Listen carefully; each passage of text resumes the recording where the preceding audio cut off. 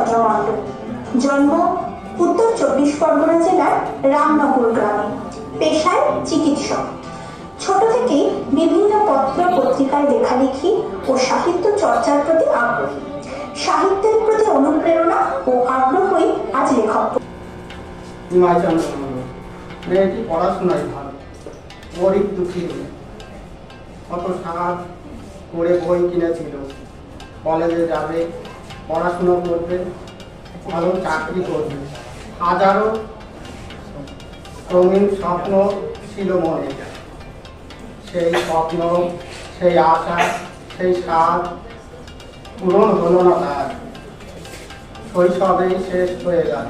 একদিন টিউশন করে ফিরতে দেরি, বিকেল গড়িয়ে সন্ধ্যা হলো। আপন মনে পথ হাঁটছিল মেয়েটি। হঠাৎ তার জীবনে নেমে এলো এক অভিশপ্ত আধার। রাস্তার বাঁকে একদল হায়না হঠাৎ মেয়েটির ওপর ঝাঁপিয়ে পড়ে, তাকে টেনে হেসড়ে নিয়ে যায় বড় বাড়িতে।